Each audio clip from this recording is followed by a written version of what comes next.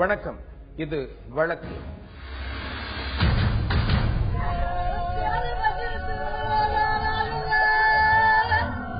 நள்ளிரவை உலுக்கிய 3 கொலைகள்.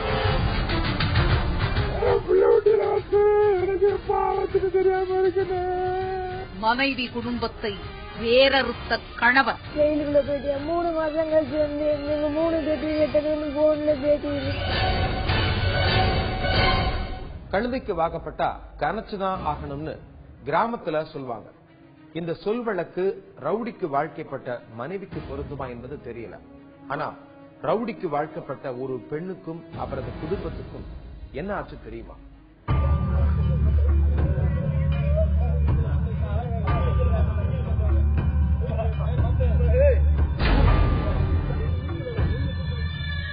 அதிபயங்கர கொலை அது.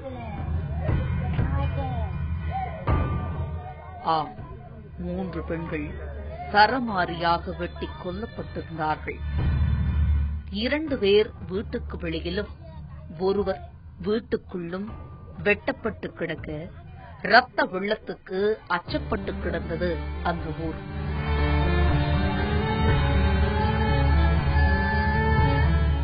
முப்பாரி சத்தம் ஊரை அடைக்க பெரும் பதற்றம். காவல்துறையினரும் சம்பவ இடத்திற்கு உடனடியாக வந்துவிட்டதால் விசாரணையிலும் தொய்வில்லை. ஊர்க்காரர்களும் உறவினர்களும் அடைந்த சோகத்தைப் போலவே அதிகம் படர்ந்திருந்தது இருள். அந்த பயங்கரத்தின் சூழலை அவ்வளவு சீக்கிரம் ஜீரணிக்க முடியவில்லை.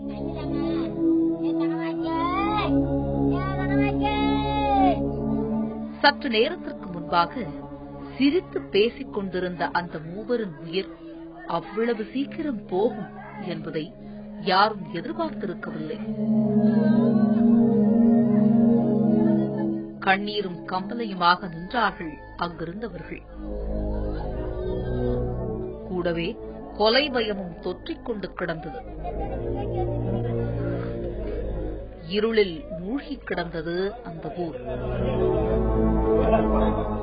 நேரம் ஆக ஆக அந்த பகுதிக்குள் சோக அலை. ஆம்புலன்ஸ் வரவழைக்கப்பட்டு அந்த உடலை மருத்துவமனைக்கு கொண்டு செல்லும் ஏற்பாடுகளும் தயாராகின.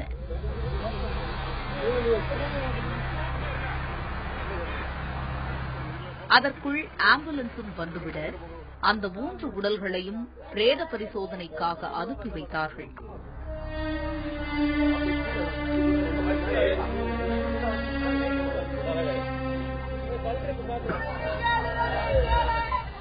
இந்த 3 கொலைகள் எதற்காக எங்கே நடந்திருக்கிறது தெரியுமா? எனக்கு 7 மணிக்கு போன் பண்ணாங்க. போன் பண்ணி என்னோட மகள் அப்பா என்னப்பா பண்ற அப்படின்னு கேட்டுச்சு. நான் ஊருக்கு வர்றதுக்கு நான் கிளம்பிக்கிட்டு இருக்கட்டா அப்படின்னு சொல்றேன். செவ்வாய்க்கிழமை பாச்சு நான் புதன்கிழமை காலையில ஊருக்கு வந்துடுவேட்டா அப்படின்னு சொல்றேன். சொல்லையில சரி திருப்பி போன் கட்டாயிருச்சு. போன் கட்டானோன்னு 7:30 மணிக்கு அங்கிருந்து திருப்பி இங்க போன் அடிக்கிறேன். போன் ரிங்கு போது எடுக்க ஆளு இல்லை. ஆளு எடுக்கல. என்னடா போன் ரிங்காகுது எடுக்கல அப்படின்ட்டு திருப்பி 8:30 மணிலிருந்து நைட்டு 10:30 மணி வரைக்கும் போன் அடிக்கிறேன். திருப்பியும் போன் போகுது. திருப்பியும் போன் எடுக்க ஆள் இல்லை. எனக்கு 11 மணிக்கு இந்த வேலூர்ல இருந்து எனக்கு போன் பண்றாங்க. என்னன்னு கேட்கல. இந்த மாதிரி உன் பொண்டாட்டி உன் சம்சார புள்ள 3 இறந்துருக்குறா அப்படின்னு போன் பண்றாங்க. யாரு அப்படின்னு பாண்டித்துறை செஞ்சுட்டு 3 செஞ்சுட்டு ஆள் இல்லை போயிட்டேன். சிவகங்கை மாவட்டம் மானாமதுரை அருகே உள்ளது வேலூர் கிராமம்.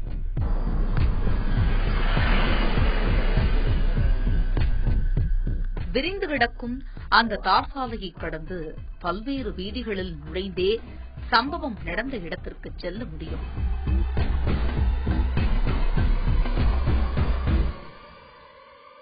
இதோ இந்த வீட்டில்தான் அந்த கோரம் நடந்தேறியது.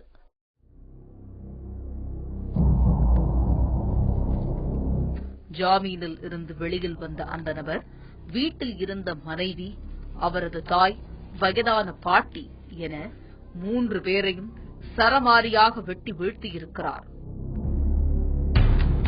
அப்படி என்ன நடந்தது என்பதை விசாரித்தோம். உயிருக்கே ஒரு உத்தரவாதம் போகுது. இன்னைக்கு செஞ்ச நாளைக்கு அம்மாடு போறேன் வெள்ளரிக்காய் பூசணிக்காய் இந்த இதுல அருவாமலை அது மாதிரி கொலை நடந்தது. 3 பேத்தையும் ஒரே நிமிஷத்துல நாங்க பறி கொடுத்துட்டு உட்காந்துருக்கோம். இந்த மாதிரி நடக்குது. எங்க அக்காவை எண்ணி டைம் போட்டு அடிச்சு குடும்பப்படுத்திட்டு ஓயாம அடிக்க வந்து எங்க அக்கா 1 மாசம் ஆச்சு எங்க வீட்டுக்கு வந்து. அப்படி பேசுறான் தான் எங்க அப்பா இருக்கும் போதே வந்து அவன் பேசிட்டு இருக்கலாம். யாருமே வீட்டுல ஆம்பளை இல்லாத நேரத்துல வந்து பேசாம. ஆனா ஒரு ஆளை கொன்றதுக்கு வாய்ப்பே இல்லை. ஒரு ஆளை கொண்டா கூட ஒரு ஆள் ஓடி இருப்பாங்க. இது யாரும் 4-5 பேர் சேர்ந்துதான் செஞ்சிருக்காங்க. அவன் மட்டும் கொல்லவே இல்லை. ஆனா அவன் மட்டும் கொண்டேன்னு போய் ஆசிரியர் இருக்க. இன்னும் 4 பேருக்கு தான் சேர்ந்து வெட்டிருக்காங்க. ஒரு ஆளை கொண்டாலும் எங்க அம்மாவை கொண்டாலும் எங்க அக்கா ஓடி இருப்பான். எங்க அக்காவை கொண்டாலும் எங்க அம்மா ஓடி இருக்காங்க. ஆனா 3-4 பேர் சேர்ந்து தான் செஞ்சிருக்காங்க. அவனுக்கு ஏதாச்சும் ஒரு தண்டனை வாங்கி கொடு. இதோ பாண்டித்துரையும் ராஜேஸ்வரியும். இவர்களுக்கு 7 மாத கைக்குழந்தையும் இருக்கிறது. திருமணம் முடிந்ததிலிருந்து எலியும் பூனையுமாக இருந்துள்ள பாண்டித்துரையும் ராஜேஸ்வரியும் அடிக்கடி சண்டை போட்டு வந்ததாக கூறப்படுகிறது. இந்த சண்டை உச்சகட்டத்தை தொட பிள்ளையை தூக்கிக் கொண்டு தனது தந்தை வீட்டுக்கே திரும்பியிருக்கிறார் ராஜேஸ்வரி. கணவர் கொலை வழக்குகளில் சிறைக்கு சென்றுவிட மகனுடன் தாய் வீட்டிலாவது நிம்மதியாக இருக்கலாம் என்று நினைத்த ராஜேஸ்வரியின் கனவு சுக்கு நூறாக உடைந்திருக்கிறது.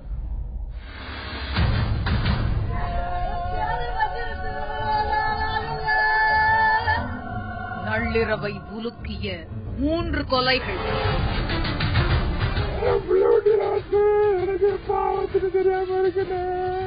மனைவி குடும்பத்தை வேறறுத்த கணவர். ஜெயிலுக்குள்ள போயிட்டு 3 மாசம் கழிச்சு வந்து நீங்க 3 பேட்டி கேட்டதுன்னு போன்ல பேட்டி. கணவர் கொலை வழக்குகளில் சிறைக்கு சென்றுவிட மகனுடன் தாய் வீட்டிலாவது நிம்மதியாக இருக்கலாம் என்று நினைத்த ராஜேஸ்வரியின் கனவு சுக்கு நூறாக உடைந்திருக்கிறது. ஜாமீனில் வெளிவந்த பாண்டித்துரை மனைவியின் வீட்டுக்கு சென்று மகனை தன்னுடன் அனுப்பி வைக்குமாறு சண்டை போட்டதாக சொல்கிறார்கள். இறந்த பொண்ணு வந்து எனக்கு மாமா பொண்ணு. குடும்ப பிரச்சனைனால அந்த பாண்டித்துரை என்ற வந்து ராஜேஸ்வரி மாமியாரான கணவருக்கேன் ராஜேஸ்வரியோட பாட்டி ஆறுமுகம் 3 பேர்த்தையும் வெட்டி கொண்டு விட்டாரு. வெட்டி கொண்டுட்டு தலைமுறை வைத்தாரு. அவர் ஏற்கனவே வந்து 2 கொலை வழக்கு இருக்கு. அது திருட்டு வழக்கு அடிக்கடி பேசுகிறேன். வந்து குடும்ப பிரச்சனையில் இந்த வரதட்சணை கேட்டு அடித்து துன்புறுத்திக்கிட்டே இருந்தப்ப அதனால அந்த பொண்ணு கோபமாக வந்து வீட்டில் இருந்துச்சு. குழந்தைக்கு அம்மை நோய் தாக்கி இருந்ததால் அவரிடம் குழந்தையை கொடுக்க முடியாது என்று வாதிட்டிருக்கிறார் ராஜேஸ்வரி. இந்த நிலையில்தான் அறிவாளால் ராஜேஸ்வரியை வெட்டிச் சாய்க்க அதை தடுக்க வந்த அவரது மாமியார் தனவாசியத்தையும் வெட்டிச் சாய்த்திருக்கிறார். அவர் மட்டுமல்ல, அந்த கொடூர கொலையில் அந்த வீட்டில் இருந்த வயதான பாட்டி ஆறுமுகத்தம்மாளும் தப்பவில்லை.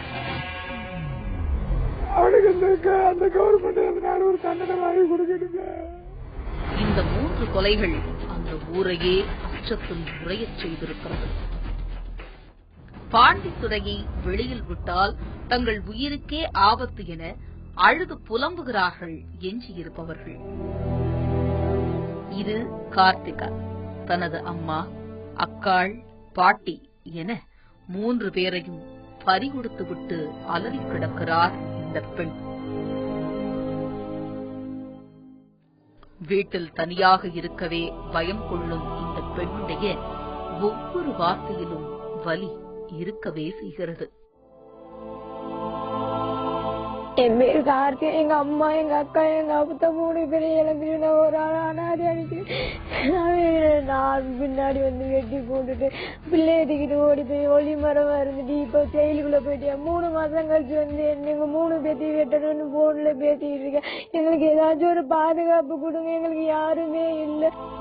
வசதி குறைவு என்றாலும் அமைதியாகவும் சந்தோஷமாகவும் இருந்த அந்த குடும்பம் இன்று இல்லாமல் போயிருக்க சோக காடாக மாறியிருக்கிறது அந்த வீடு. எங்களை அரசாங்கம் தான் எங்களுக்கு பார்க்கணும். எங்களுக்கு யாருமே இல்லைன்னு இது 4 பேர் வந்து நின்று வண்டியில ஓயாம நைட்டு கூட போறாங்க. யாருன்னே தெரியல. எங்க அத்தைக்கு எங்க மாமாவுக்கு எந்த ஆதரவும் இல்லை. போலீஸ்காரங்க என்னதான் தண்டனை கொடுக்க போறாங்க. நேத்து வர்றாங்க. நாங்க சாப்பிட்டு ஒரு வராது. எங்க அத்தை செத்தே இருந்தா நாங்க எதுவுமே. மானாமதுரை அருகே உள்ள வேலூரில் இதுபோன்ற கொலைகள் அடிக்கடி நடப்பதால் ஊருக்கே அவமானமாக இருக்கிறது என்பது அந்த ஊர்க்காரர்களின் ஆதங்கம். ஏதாச்சும் ஒரு சின்ன பிரச்சனை வேற ஒரு நல்ல வீட்டு போய் பழகவும் இல்லை.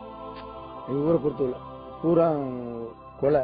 எங்க பார்த்தா வேலூரா நேற்று 3 கொலை. ஒரு இன்னுமே ஒரு சின்ன ஜெனரேஷன் வளரக்கூடிய ஜெனரேஷனுக்கு ஒரு சம்பந்தம் பண்ணனால வேலூரா வெளியில போய் ஒரு நாகரிகமான ஆள்கிட்ட ஒரு டீசென்டான ஆள்கிட்ட போய் பழக முடியல. கேட்டா வேலூரா அவன் தள்ளியா ஒரு அடி ஒரு 4 அடி புறக்கணிக்கிட்டேன் பண்ற அளவுக்கு இன்னைக்கு உள்ள வேலூர் அளவுக்கு தள்ளப்பட்டிருக்கு. இப்படி ஒரு கொடுமைகள் வன்கொடுமை இப்படி இது பண்ற ஒரு பெரிய இதெல்லாம் 3-6 சீரணிக்க முடியாத இதெல்லாம் அடுத்து இப்படி மல்று அடுத்தடுத்து ஒரு வருஷத்துக்கு 2014 ஒரு ஒண்ணு இப்படி அங்க ஒண்ணு கூலிப்படையா வேற போறது. கிராம மக்கள் போய் அதிர்ச்சியா தான் இருக்காங்க. வெளியில போய் நல்லா பழம் ஒரு சுதந்திரமே இன்னும் கிடைக்காம வெளி மக்கள் வந்து என்ன அப்படி ஒரு கொடூர மக்கள் சுதந்திரம் அங்கே ஒரு நாளாச்சு இன்னும் இப்படி திருந்தாம இருக்காங்க இல்லைன்னு ஒரு பேசுற அளவுக்கு பொதுமக்கள் வெளியில போனா அவங்களுக்கு ஒரு ஃபீலிங் ஆகுது. வேற எங்கேயாவது போனா இல்லைன்னா ஒரு அரசு ஒரு நல்ல நடவடிக்கை எடுக்கணும். கொலை செய்துவிட்டு தப்பி ஓடிய பாண்டித்துரையை தனிப்படை அமைத்து தேடி வந்த நிலையில் அங்கிருந்த ஒரு கண்மாயில் வசமாக மாட்டிக்கொண்டிருக்கிறார் பாண்டித்துரை. தொடர்ந்து அவரிடம் விசாரணை நடந்து வருகிறது. பாண்டித்துரைக்கு ரத்தபரி பிடித்து விட்டது என்றே கூறலாம். அடுத்தடுத்து 3 பெண்களை அவர் கொலை செய்தது அந்த பகுதி மக்களை அதிர்ச்சியடைய வைத்துள்ளது.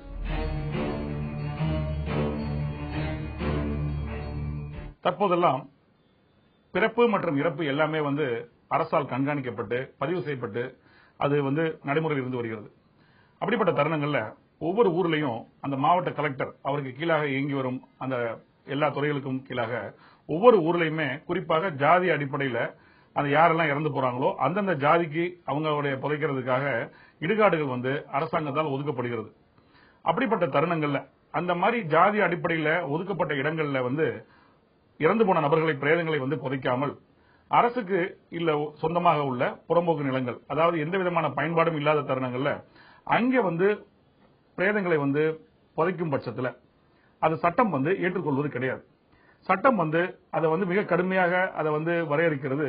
அதாவது பிரத்யேகமாக ஒவ்வொரு ஜாதிக்கும் அவங்க முறைப்படி இருப்பதற்காக தனியாக இடம் ஒதுக்கப்பட்டிருக்கும் பொழுது அந்த மாதிரியான இடங்களை விட்டு எந்த விதமான ஒரு உரிமையும் இல்லாமல் ஒரு அரசு புறம்போக்கு நிலத்துல பயன்பாடு இல்லாத இடமாக இருந்தாலும் கூட காலியாக இருந்தாலும் கூட அந்த இடத்துல பிரேதங்களை புதைப்பதை சட்டம் ஏற்றுக்கொள்வது கிடையாது.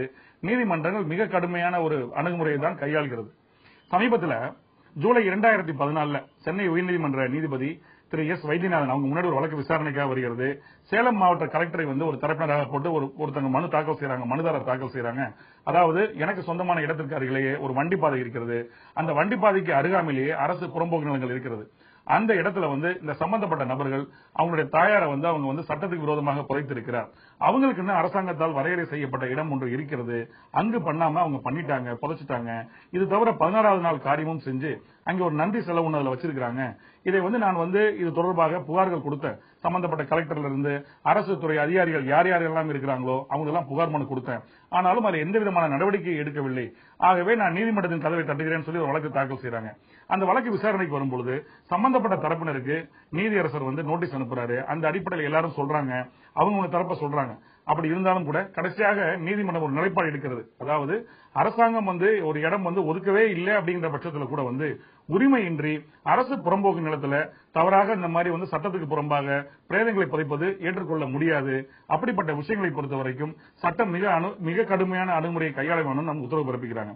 அந்த அடிப்படையில் அந்த தீர்ப்பு கொடுக்கப்பட்ட நாளில் உத்தரவு கொடுக்கப்பட்ட நாளில் இருந்து ஒரு வார காலத்திற்குள்ளாக அந்த பிரேதம் எங்கு புதைக்கப்பட்டதோ அதை அங்கிருந்து எடுத்து அந்த என்ன ஜாதியில அவருக்காக அவர் இருக்கிறாரோ, இறந்து போன நபர் வந்து எந்த ஜாதியை சேர்ந்தவரோ அவருக்காக ஒதுக்கப்பட்ட இடத்துல அங்கே வந்து அந்த பிரேதத்தை புதைக்கணும்.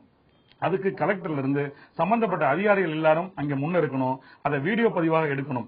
காவல்துறையை பொறுத்த வரைக்கும் சரியான பாதுகாப்பு அந்த சம்பந்தப்பட்ட பணியை செய்யும் அலுவலர்களுக்கு வந்து கொடுக்கப்படணும். இது தவிர எந்த நபர் வந்து அந்த அத்துமீறி அரசு புறம்போக்கு நிலத்துல அந்த பிரேதத்தை புதைச்சாரோ அவர் வந்து 10,000 ரூபாய் பணம் வந்து அபராதமாக அந்த அவருக்காக இருக்கக்கூடிய ஜாதி, அவர் சம்பந்தப்பட்ட ஜாதி சம்பந்தப்பட்ட இடுகாட்டுக்கு வந்து அவர் வந்து அபராதமாக கொடுக்கணும் அப்படின்னு சொல்லி நீதிமன்றம் உத்தரவு பிறப்பித்திருக்கிறது. சோ நீதியரசர் அந்த எஸ் வைத்தியநாதன் அவருடைய உத்தரவுல மிக தெளிவாக வரையறுக்கப்பட்டிருக்கிறது. அரசு நிலமாக இருக்கும் பட்சத்துல அது எந்த விதமான பயன்பாடு இல்லாத சூழல்ல கூட அதற்கென ஒதுக்கப்பட்ட இடங்கள்ல மட்டும்தான் இடுகாட்டுல தான் புதைக்கணுமே ஒழிய மற்றபடி ஒரு அரசு புறம்போக்கு நிலத்துல வந்து காலியாக இருக்கிறதுன்னு சொல்லி புதைச்சா அது சட்டப்படி குற்றமாக பார்க்கப்படுகிறது, தவறான விஷயமாக கருதப்படுகிறது. மீண்டும் வேறொரு வழக்கோடு உங்களை சந்திக்கிறேன். நன்றி, வணக்கம்.